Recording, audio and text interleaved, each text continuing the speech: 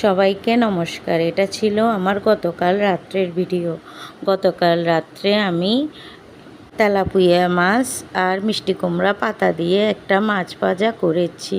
সেখানে দিয়েছি সরিষা বাটা, পোস্ত বাটা, কাঁচামরিচ বাটা, আর দিয়েছি হলুদ গুঁড়া, মশলার গুঁড়া, দিয়েছি লবণ।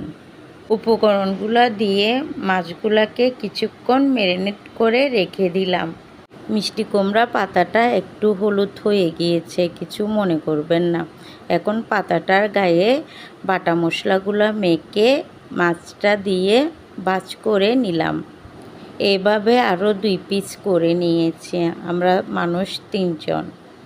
আপনারা নিজেদের মতো ভাজটা করতে পারবেন। এখন কড়াইতে তেল দিয়ে মাছগুলা ওখানে দিয়ে দিলাম।